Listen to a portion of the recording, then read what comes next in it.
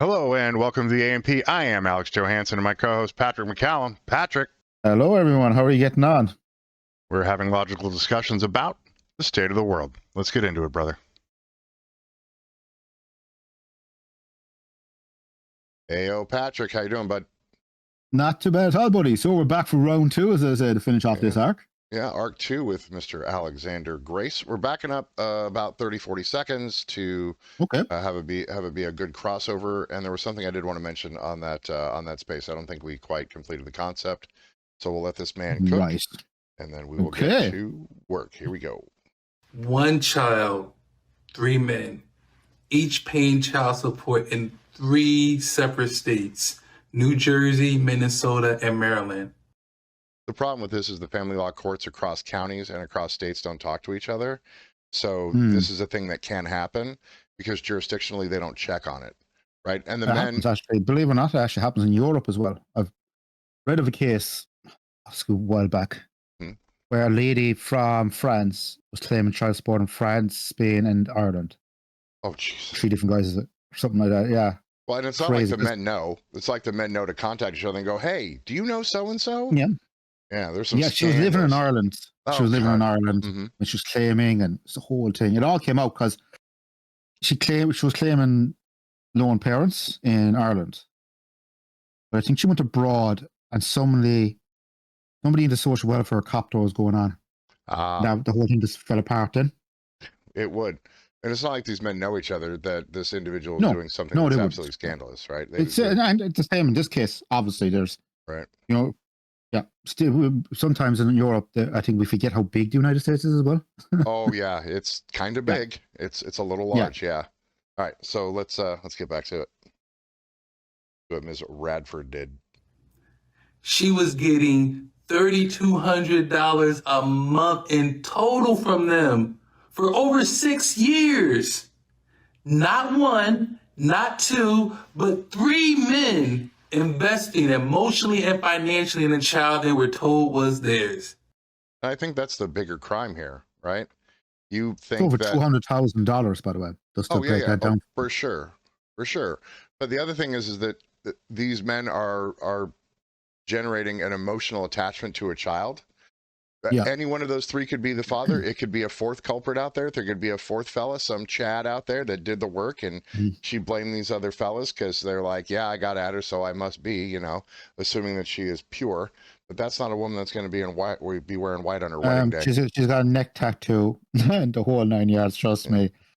Possible. It's possible. She got good eyebrows, though. The eyebrows are solid. I'm just saying that she's not exactly the picture of innocence. Right. All right, here we go. Yeah. This isn't just fraud. This is diabolical. Okay, so we already know that feminism doesn't care about male victims, but I also said at the beginning of this video that women had a co-conspirator in this with the government. The fact that women can cheat on men and then lie about it and exploit them, maybe.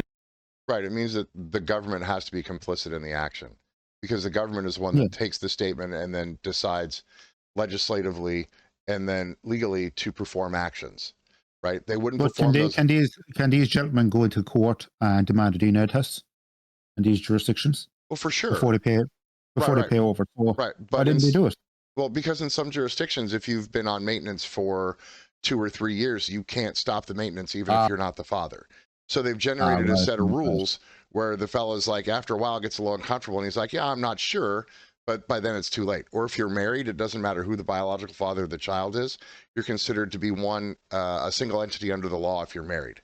So if she runs around and, you got a bit of a runner, a little track star going on in your house, then you've got a problem, right? Because since you're married, you will be the caretaker of the child regardless of who the biological father is. And do you think these men can take a civil action against her? Not a criminal action, but could they sue her civilly? I don't think so, because the family law court is a court of equity. It's not a court of law. But obviously this is fraud. This plain case of fraud.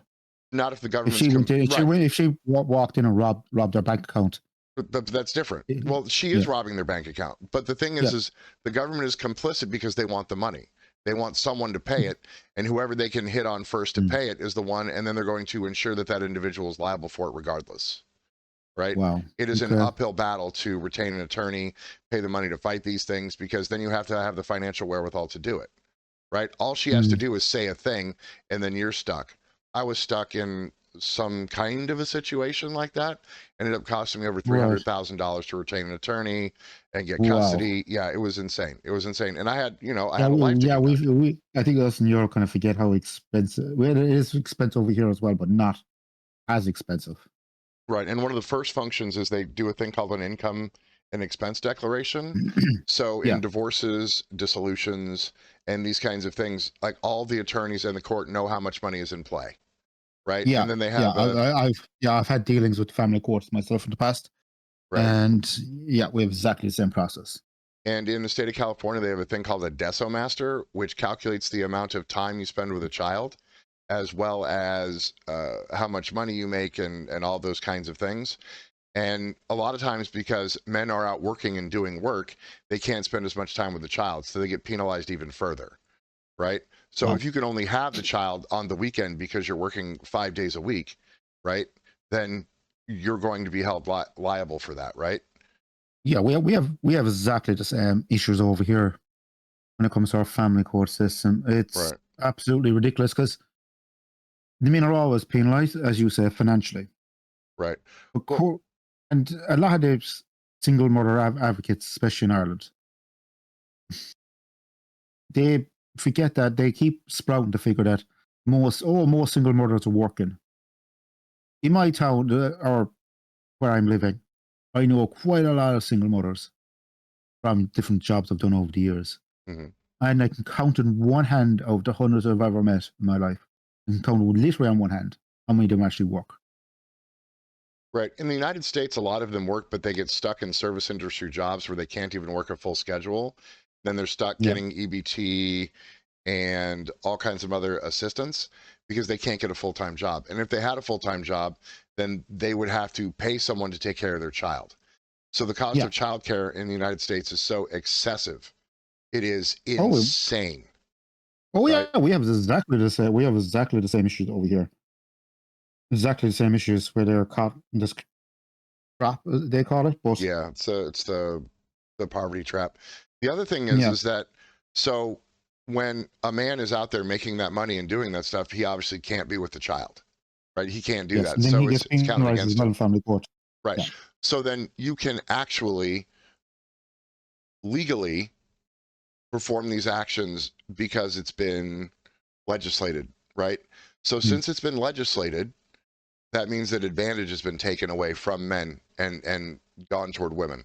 And all the men in these situations aren't bad faith actors. They're not bad guys. They're just trying to do the best that they can.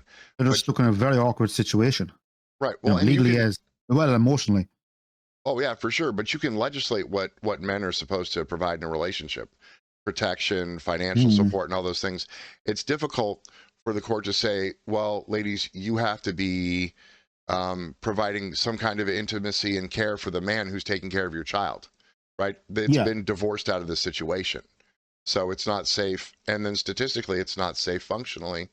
If you look at it, for a society of single mothers raising men and women that are going to be the next wave of people that are going to be adults in the world. It's just not safe. It doesn't give them the appropriate tools to succeed. So, all right, here we go. That doesn't surprise you, but then ask the question, why does the government protect those women? Why does it go along with it? These women are doing something that is truly despicable, but why does our government enable it? It doesn't have to be this way. Imagine a different country, hypothetically, and in that country's laws, it's illegal to do this. Their justice system holds these women accountable. Women who commit this evil act could be sued or even jailed. That would seem fair, wouldn't it? Consequences for your actions. So we can imagine hypothetically that. Yeah, it appears there isn't a lot of accountability for these kinds of things. And if the government wasn't complicit. I know there's paternity laws coming in, paternity fraud laws. Right. Well, some states in the United States are actually saying at the birth of the child, there will be a DNA test. It's just one more test. Just one more test. And they're really accurate. They will let you know if the fella in the room is daddy. Yep. And you know what? I think that's a great solution to all of this. If you want a maintenance of any man, just the court will pay for a DNA test. Everyone gets the DNA test done. and it's all settled. There's none of it. It cuts out all this misunderstandings, I'm going to call that in quotations. Oh no, they're not misunderstandings. It's guided and directed and specific. Yes, they're attempting to elicit resources that they do not deserve from the but individual from which they're definitely taking be them. mandatory across the board. Well, yeah, I it think would stop the definitely. extraction of resources from the Yes. wrong individuals for sure. You know, but this is Mm. part and parcel of women being able to make the choice of who they breed with because of Plan B and other kinds of ways to ensure that you do not bring a pregnancy to term, right? So Right. anytime she wants to have a child specifically, then she will say this is the one, and then whoever she picks as the fella, whoever she says is the one, is the provider, is then going to be forced to provide, regardless of who the actual biological parent is, you know? Yeah, So- but as I said, it all comes down to what he's saying. DNA test, that's it. It's all done and dusted. Straightforward, easy. Yeah, but Especially in this there's modern age. right, but that forces accountability in a space where accountability is not wanted and it is legislated against, right? Mm. So. Yeah, well, I know in the UK, the most family court, nearly all the family courts look for a DNA test.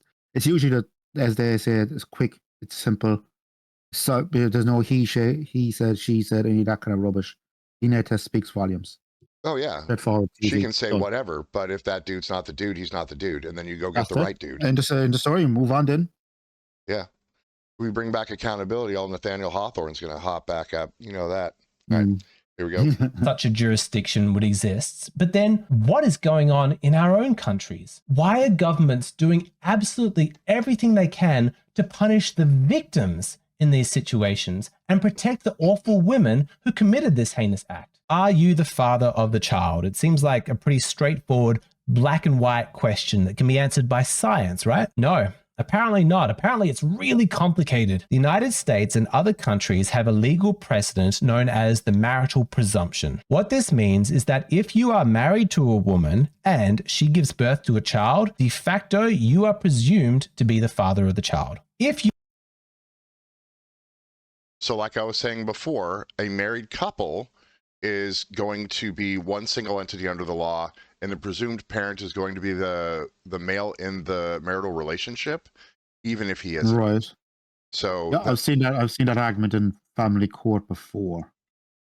And I'm not the dad. You were married. You are presumed. Oh no. Yeah, and I will give credit. A lot of guys, when they have that needle and thought, will just go in and get a private DNA test done and bring that into family court. Right, but sometimes they don't accept that as evidence. Like if it's not court directed, then they just don't accept it because they didn't ask for it. The court. Well, most cases when private DNA test shows that he's not the father, the court then I have found would order their own independent tests as well, just to verify that test. Right, but in the United States, Family sometimes court. they don't do that. They say, no, we didn't ask for Right. it. We don't want it. And you're like, but I'm not the father. And they're like, yeah, that sucks for you, bud. You're going to keep paying, which is horrific. So, all right. What happened if these guys just quit their job and went on the dole? Then they would be held in contempt of court and they would go to jail because they're not attempting to And provide for their have there been child. cases where a guy just Yeah, for his sure. hands up and just Yeah, well, so what'll happen a lot of times is in the United States, what a guy will do is he'll go get a job under the table and end up only showing, say, $1,100 or $1,200 of income per month when he's making $6,000 or $7,000 a month, and then the child doesn't get the benefit. But the child doesn't get the benefit because they weren't supposed to in the first place. But sometimes even the legitimate father will say, "No, I'm just not playing this game. Like you're making it so I literally can't live. I can't afford a house. I can't afford to pay anything because you've assessed in the Desomaster so much because I've been given zero visitation." So not only can they make an appropriate emotional connection with their child, they're punished because they don't make a lot of money. And we've talked about money before with Caleb Hammer and a bunch of other videos that we've done when we're trying to help people financially. And there's a video that I do want to review where it discusses money and how much we have access to as the bottom 90%, stuff like that. So that'll indicate for people why it is getting as bad as it's getting. So, all right. Yeah, and plus these maintenance orders are absolutely crippling the guy's future. I've seen it, as I said, my own personal experience because I've dealt with family courts before. Right. Well, I ended up doing a full-time job. I've seen guys go to the wall overs. Right. I've done a full-time job and then had to take on a couple of part-time jobs and attempting to pay these things. It's insane. Yeah. because then you get, since you're making more money, you get assessed more, right? So I went to court, penalized more, right, and then now I have to pay more because I have these other side hustles that are legitimate, right? And they're like, well, now you're making more money, so we're going to take more money. And I'm like, I can't even pay the first portion, and now you're going to take more. So it is quite the situation, right? And it's sad, really, because I don't think people, well, because I've worked in around that sector before, they don't know how much damage to do to a young person growing up. Like, a lot of women forget that this whole argument is great when the kids are small, say from 6 and below. But as they get older and they see this going on, it really damages them emotionally, which leads to other issues. Well, like we learn from our parents. Kind of attitude never works out well for the kids. But we learn from our parents, and then we don't realize that there are bad things going on. We just think that it's okay culturally to cause this kind of distress in someone. And since it's been legislated, it's legitimate, right? You do the best you can, but there's this catch-22. I've made more money to attempt to pay this debt that a court of equity has levied upon me, and now you're going to take more money because I made more money to make sure I could provide for the child. Right? Yeah, it feels like you're never going to get ahead. No. And decide what these women forget is 9 times out of 10 that I've seen during my lifetime, a long career in different areas, is those kids will not thank you at the end of this. When they turn 18 and they limit or have no contact with you, it's your fault. So those few extra bucks that you'll squeeze out of this guy over the next couple of years is going to cost you a lot more in the long term. Yeah, it's because it breaks families. And it breaks, we talked about it in the first section, where if this happens, then it's not only the father that's been lied to, it's the parents on both sides, the grandparents on both sides, aunts, uncles, nieces, cousins, siblings. Everybody is ruined by this because it is illegitimate and there's a lack of accountability, and it's been legislated.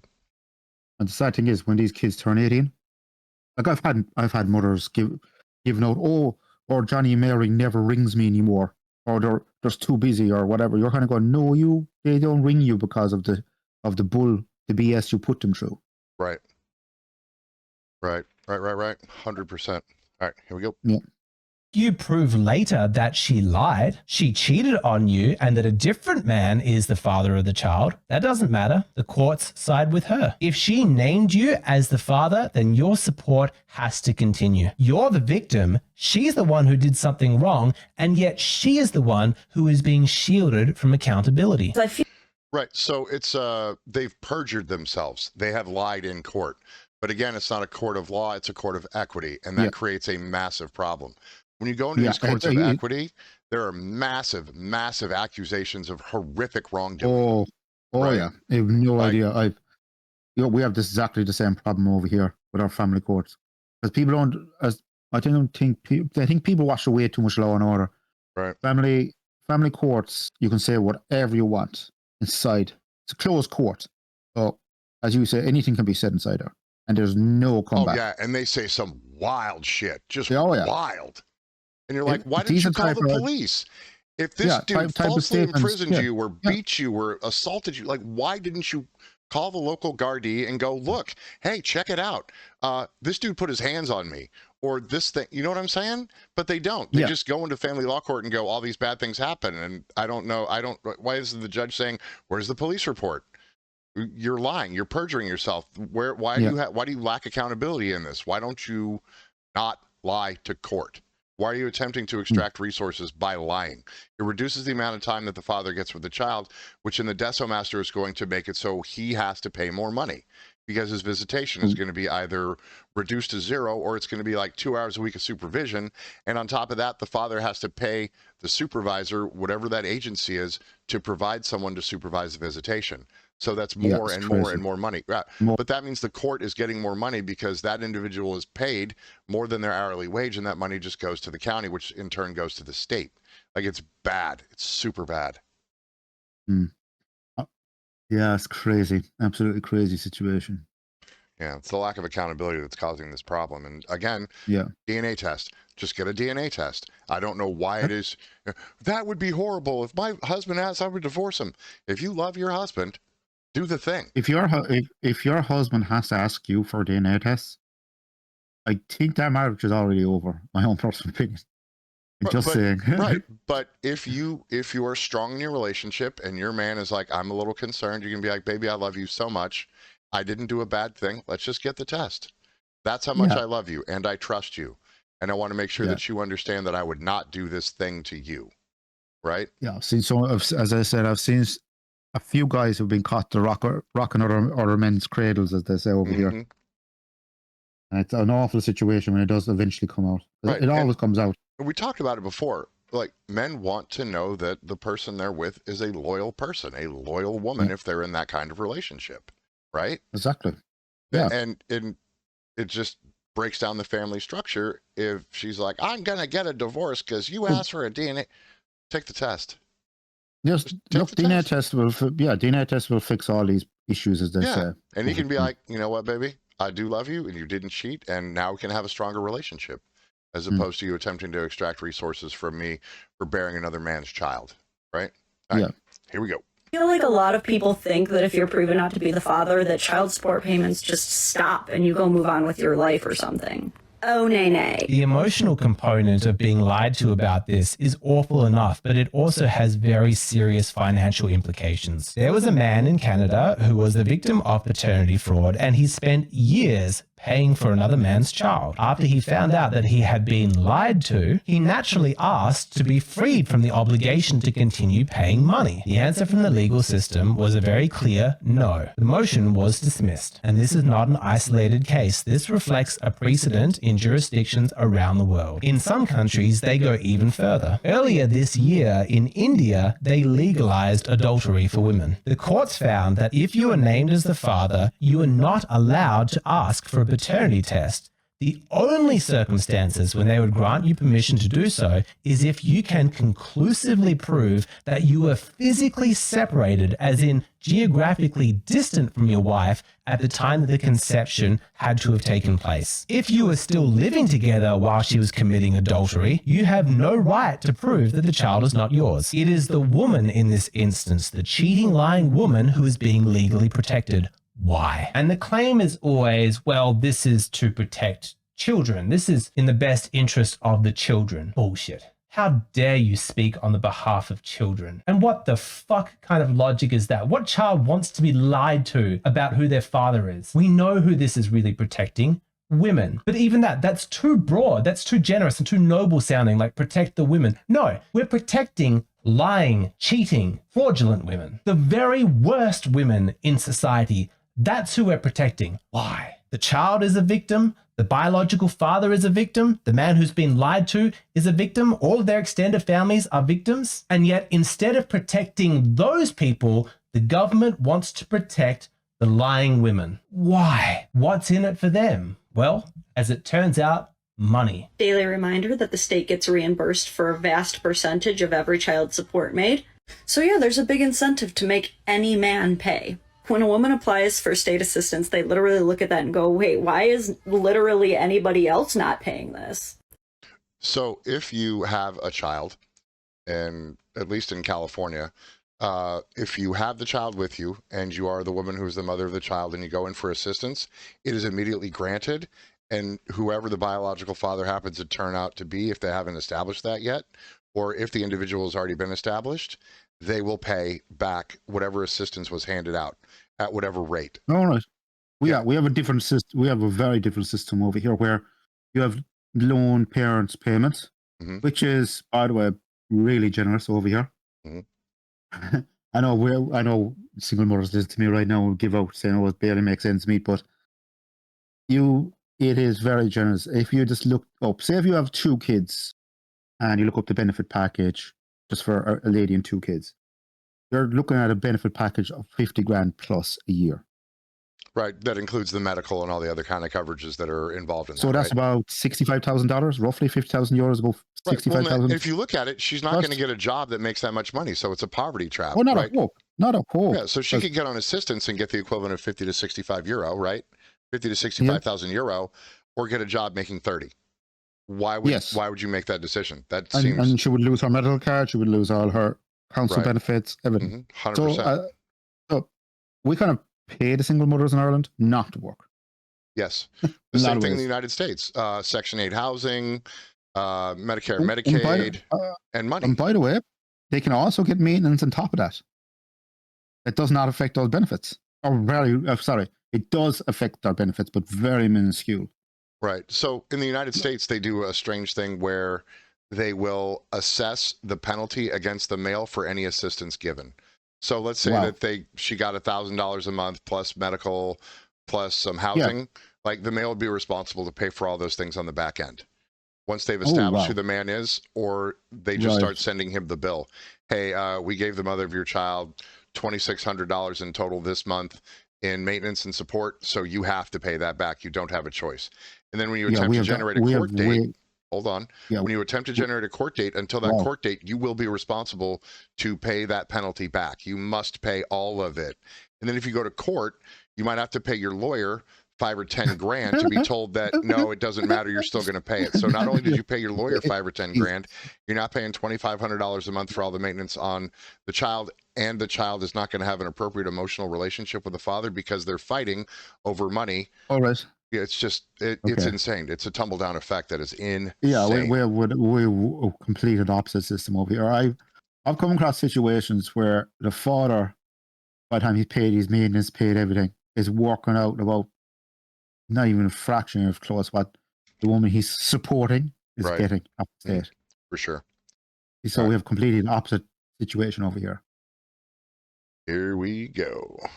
So they're going to come for any name she writes down. Do you see what's happening? Without a man to financially provide for the child, the government is going to have to support this woman and her offspring with welfare. But they don't want to do that. And so the woman is encouraged to put a man's name down. Just say someone, and if you put their name on that paper, we'll go after them. We'll make them pay. The government could easily say, put down the father's name, and after we have verified that he is the father via a DNA test, accountability, we can then go after him for child support payments. But they don't do that. Why not? You're naming him as the father. Wouldn't it be important to verify that that's true? And the woman in this situation, if she slept with 5 guys in the month that she got pregnant, who do you think she's going to put down?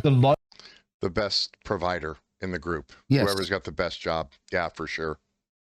Life loser who's broke but was a good lay, who she's 90% confident is actually the father, or the dependable, financially stable guy who's probably not the father, but that guy is definitely going to be a lot more consistent with the child support payments. And it's like this lady says, if the government has been paying the bills, once she puts a man's name down as a father, the government then goes after that man to recoup all of that money. Aggressively too. Wow. So they'll hit your job, they'll hit your paycheck. If they can't do that, they'll writ levy your bank account. If they can't do that, they'll assess penalties, and then you can conceivably get jail time for failing to meet the requirement. Yeah. Wow, that is a crazy situation over there. Absolutely. If you want to see a really interesting one, check out the state of Idaho. The state of Idaho will go to another state and pick you up and bring you in front of the judge in Idaho, and then you're responsible to pay for all the transport costs, and then they're going to get assessed after that whatever maintenance fees for child support. Yeah. Oh, they're on it, bro. They are on it. Wow. That is crazy. Crazy situation. Yeah. They're real aggressive with it. So, but the thing is, like you said, if they just did a paternity test, then there wouldn't be a question. You wouldn't get the wrong guy. Say, by the way, doing DNA test like straight off the bat would save so much state resources. Oh, for sure. Oh, yeah. It would save everyone hassle all the way across the board. Billions. Oh, billions. Very straightforward. Right. And then the hypergamy game will get shot down. Because if you run around town and do that, then you know you're going to get the money from the wrong guy. In quotes, wrong as in not the most stable supporter. You wouldn't get the best care, and you could go have all the fun you want in your 20s, and then, you know, like it leads to bad outcomes. It just leads to really bad outcomes. So, but yeah, it's kind of really, really strange that they're really anti-DNA tests, isn't it? It's very strange. Well, he just talked about it. I know it's their financial situation, but it's crazy, absolutely crazy. Yeah, and especially just seeing the groups that are so anti-DNA. It doesn't make sense. Yeah, it doesn't make sense. Yeah, makes no sense. Don't you want the right person? Because then everybody doesn't get lied to. and people don't get hurt. It's immediately taken care of on the front end. No issue, no problem. Nope. Yeah. Johnny's the father, not Mikey. It's Bill, not Tom. Yeah. Yeah. Yeah. Quit hitting Bill up. Tom's the dad. Yeah, but Tom has a really crappy job. But I presume the family courts and I presume the family courts in these states would like to have that law in place for themselves as well, just to clear up a lot of these awkward cases. Yeah, it would reduce these issues severely. And then the dudes that have 10 or 12 kids because they're running around are going to be paying $4 each, and the women aren't going to want that. So they're going to fall back to who's an actual provider. Let me pick a person who's an actual provider for my child. And if we just change the zeitgeist on that, it would be way, way better, you know? Yeah, it's crazy situation. Absolutely nutty.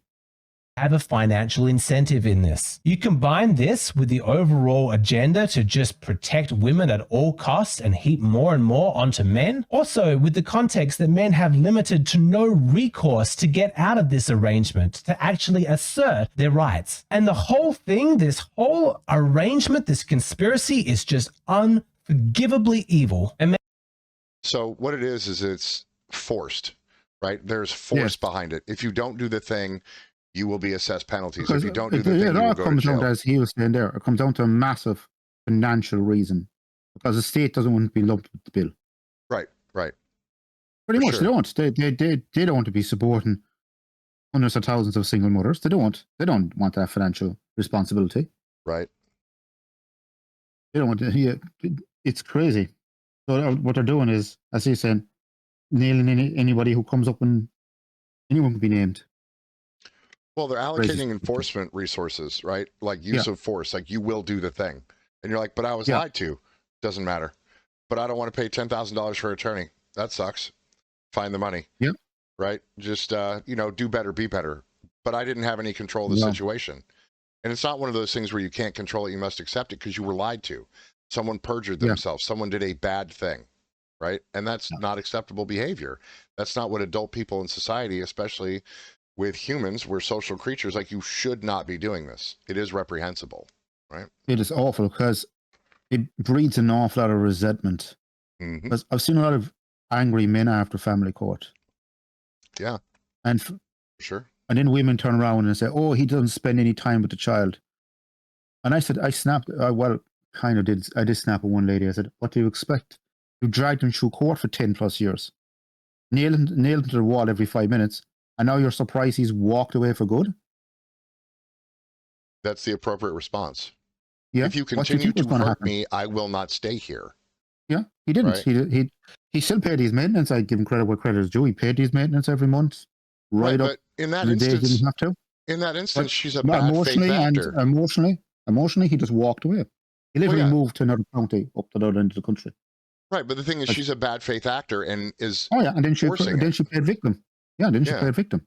And that's what he's talking about. This playing victim and extracting resources. Yeah, exactly. That's the point this young man is making here. Yeah, and if there's an equality thing, well, then be equal. Do that. 50-50 across the board. You both work, you both pay. That seems like, if you want that, if you want equality, well, that's equality. It doesn't feel good. It has a lot of accountability just embedded in it, and it sucks. It's just the reality of life. Except they don't have to face the reality of life, because they've legislated the accountability out of the situation. Yeah. So as I said, poorly written laws have poor decisions at the end of it. It's crazy. Poor outcomes. Yeah, for sure. Yeah, very poor outcomes. And this is a ridiculous situation where you have. We started this video with a lady, 3 different baby daddies in 3 different states, making an absolute fortune. Yeah. Absolute over crazy. $200,000 over 6 years. Insane. Yeah. Yeah. Crazy. Wow. All right. Here we go. Not convinced. Maybe you don't think that this is that big of a deal. And if you don't have children, maybe it's difficult for you to truly empathize with this. But for all of the fathers in the audience who don't really think that this is that big of an issue, consider your child, think about them, and then imagine that they're not yours, that you've been lied to, that all of your love and everything that you've done for them was all based on a lie. I struggle to imagine a more... That's crushing. That is crushing. And it does. It damages a person's soul. Right. And on top of that, the man looks weak. You couldn't exert enough in your relationship to ensure that your child is your child. You just let her run around and do whatever, right? It's a double standard. Well, she's an adult that understands that there's accountability for actions, right? And then she lied to me, so she's not being accountable, and she's forcing situations on me where the state's going to enforce with use of force that I do a thing. That's not like, you can't win. There's no way to win and have a strong family structure, you know? Yeah, you cannot win. Wow. Nobody wants that shit, but it's honest. No. So, no. All right, let's get this thing closed out. Twisted evil thing that you could do to somebody. And I would argue that the reason why you don't think that this is a big issue is because you don't hear about it anywhere. There's no debates about this. It's not in the newspapers or the magazines or on the cable news. There's no one talking about this like it's a big scandal that we've got to do something about this. And if nobody's talking about it, then it must not be that big of a deal, right? Well, my answer to that is I really don't give a shit if nobody else thinks this is a big issue. I don't judge the importance of an issue based on how many people agree that it's a big deal. By my value system, this issue is huge. And he's right. And by the value systems that me and Patrick hold, this is reprehensible. It's unacceptable behavior by people who want to be equal in society and be adult people in a social scheme. Right? That should be beneficial to all people, and especially since children don't have agency. The child can't say at age 4 or 5, Mom, I don't like this. This is bad. You're hurting Dad. All they can see is that Dad is angry all the time, because every time he sees or she sees Dad, they're in court, and he's just getting lambasted and told he's worthless, right? Which breaks him down even more. The cycle is... And the sad thing is, a lot of times, what happens with a lot of these guys is they emotionally walk away. They have to. They just check out. Yeah. And then they have the unfortunate label of being called deadbeats, which is very unfair when they're being called deadbeat dads, when a lot of them are paying a lot of money every month. Right. Well, and they're forced to pay the money because they have to work, and then they can't have the time with the child. Right. Yeah. So if I have to pay money, then the time I'm at work, I can't devote to my child. Yeah. There's a limited amount of time. I've seen guys working 6 days a week, and then a couple of foxes on a Sunday. So they're going 7 days a week just to keep up with their own life and pay as well on top. Right. When I sure a lot of guys get really, because our system is far more generous, very generous, I think, when it comes to any social situation, especially when it comes to single mothers. Right. Is the amount of state support they get, is the average person before tax would have to earn 80,000 plus euros a year. Right. Just to break what they get free every year. Right. That's a ridiculous situation over here. Yeah. We have completely, as I said, we have completely the opposite system over here. In a lot of ways. Both of them are not working well, honestly. No, they're not. It's a ridiculous situation. Like, I was talking to one particular driver one time in one of my old jobs. And it just annoyed him because he had to drive through a certain, once in the city, he had to drive through a certain city to do his job at a certain time, lunchtime, roughly. Mm-hmm. Because in my old job, we all had routes. But as I said, it was annoying because on the good weather, he would be sitting outside the local coffee shop smoking fags with the kids while he's literally breaking his back. You know? Yeah. Yeah. An absolute example of she's doing the wrong thing, and he has to work an excess amount of time to pay the maintenance. And because he's working the excess time, he can't get appropriate time with his kids. Because you can't legislate appropriate intimacy in a relationship. No. You can't. But you can legislate money. You can legislate time. You can legislate all of these physical responsibilities. But you can't legislate what is generally considered to be the feminine side of an appropriately intimate relationship. And once it turns, it goes all bad. It turns very bad. It's bad. And you know, the sad thing is, what they forget, the most important person in this situation are the kids. And it really, really emotionally damages kids doing this. They're just not doing the best by the children. Absolutely not. No. And it never ends well. No. If any mother listens to this right now, in one of my previous jobs, I can tell you exactly how this train is going to end. And it's not going to end well for you or the kids. Especially for you, because that kid, when they turn 18 and they move out of the nest, don't be surprised if the only contact you have is at Christmas, birthdays, and that's it. Pretty much, yeah. And you spoil the relationship, you spoil everything about it. So all All right, here we go.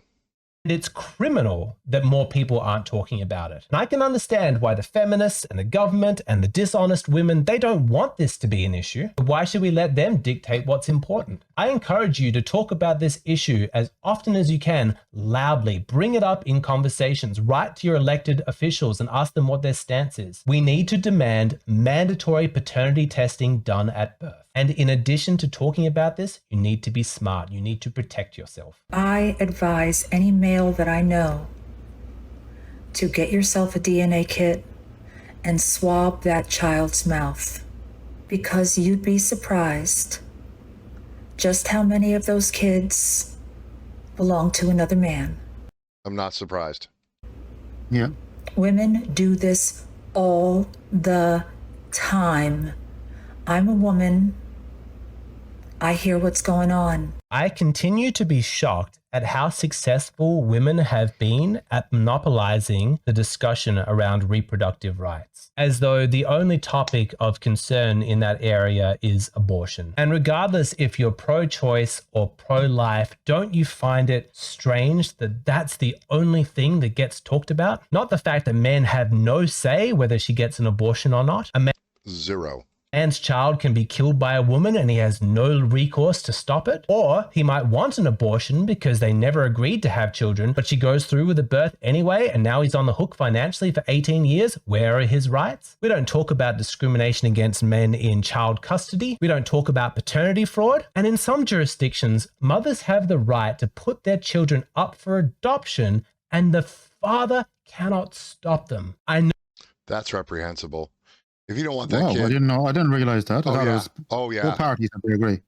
That's a thing. So the woman can say, I don't want the child and I don't want the father of the child to have the child, because at that point it forces an interaction between those two that she doesn't want, right? She doesn't want to see him with the child and being successful or whatever it is she doesn't want to see about it. Maybe her feelings are involved, but she wants to give the child up to a couple that she feels will provide better than she can, without any thought to what the man's needs, wants, and desires are in relation to an emotional relationship and creating a bond with his child.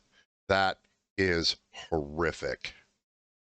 Wow, I always thought both parties had to. Well, I'm only judging from our side over here. So, No, women in the United States functionally have about 100% control over the reproductive rights. It's not the best. The father, although they contributed to the situation, obviously, have been removed from the function.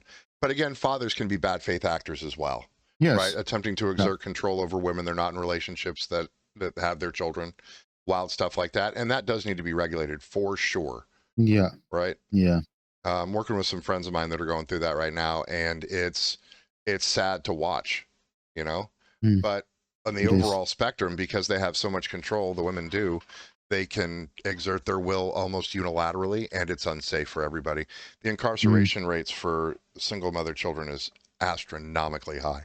It's bad. Yeah, it'd be interesting to see if they do an updated study on that, actually. Because I know that particular study around about, 2010? 2018?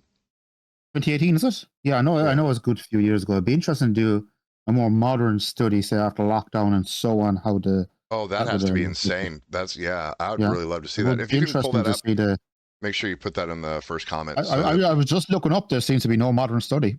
Oh wow! Just saying. All right. Just saying. I think it needs to happen. As we were talking, I was using the Google here. Yeah, I can't find any modern study. I think that's not a thing that wants to be talked about in society. You know, it's just that nobody wants to talk. No. Men are victims. No, they're not. They're men. Well, men can be victimized just like women. Yeah. It's crazy. I'm just looking at it here now. Yeah, the criminal rates. Yeah, that's 2018 is the nearest one. Yeah, you're right. That's it. Yeah, make sure you post that one up just so people can see that and realize it's a pandemic. Yes, but before I'm going to caveat that study was a limited study, only 5,000 out of right. So that's a limited study. It'd be interesting if they did more of a broader study, say across. That would be amazing. All the United States or something like that. That would be maybe if we get a big enough audience, we can run a poll and maybe that'll help. As I say, sometimes when you run these studies, you also have to look at the back end, as they say, how they got the data together. Right. Only 5,000. Yeah. We need to find some really good social scientists to go ahead and put that down. All right. Yeah, trying to get funding for that kind of social science. Yeah, dude, nobody wants the answer to that. They don't want the answer to that. Nobody wants to answer. Yeah. It's like you were saying, But saying people that, don't want to talk about it. Well, I do have to caveat from my own personal experience. I've known people who have raised by single parents, and most of them are really decent guys and girls. Oh, so, for sure. But on the flip side, there's always decent people. Right. The incarceration rate indicates something might be a little different there, though, too. So. Yeah, well, as I'm saying, that's a very limited study that was done there. Very limited study. Right. But I'm just saying from my own personal experience over here, yes, it is a very high. It's higher than, say, families for a proper family unit. Right. My own job. But well, also the flip side is I always give credit to young people who get over that situation and move on with their lives. And some of them have worked out quite well. Right, but they shouldn't have to overcome that. The situation should be such that those who don't have agency, these children, are given the most advantage they can by ensuring that the biological parents are the ones who are taking care of them. Well, obviously, to create those appropriate family structures. Yeah, sometimes these situations come about no fault of the child, but because, you know, sometimes there could be domestic violence. There could be other issues as well. It is absolutely not the fault of the child. It's not. That's what I'm saying. So sometimes when we talk about, when we're talking about single parents like he is discussing there, they're actively going down that road as a career path. Oh yeah, it's a choice. Sometimes we also have to separate the fact that sometimes there is single parents who no fault of their own, because some men are just not good, as you say, good faith actors. Or one of the parents passes away, or something. Or there could be other situations as well. But sometimes, I'm just talking from Ireland, they do take it as a career choice. Right, but if the outcome is projected because of perjurous behavior, then that's not appropriate. If they are bad faith actors and not acting in the best interest of their children, not appropriate. There should be some accountability there. In fact, the accountability should be there just in general. So, all right. It should be, yes.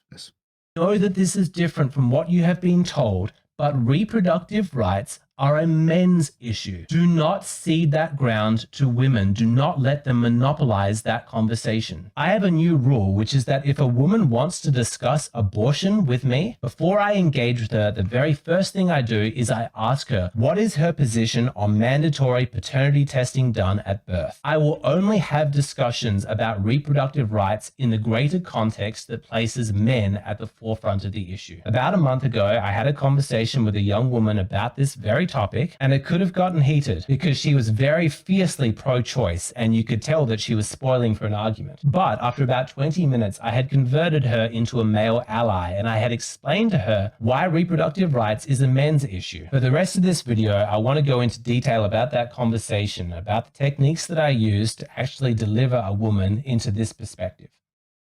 All right. So actually, that was a really, really good video, actually. Really well put Mr. Grace did a great job there. I'm pretty absolutely impressed. Fantastic. Very, very impressed. And he's right. It is a men's issue as well as a women's issue. It's mandatory paternity testing. Right. So if you accept that there's DNA testing as a front end, then anything else can be discussed. Right. Otherwise, you're going to have a situation where it's going to continue to roll back to because I feel. And once you put an emotional content into something without appropriate evidentiary value, it becomes a worthless discussion. You're just going to talk past each other. So, Exactly. Crazy. All right. For Patrick McCallum, I am Alex Johansson. Like, subscribe, ring the bell, do all the things, help us beat the algorithm, and we are out.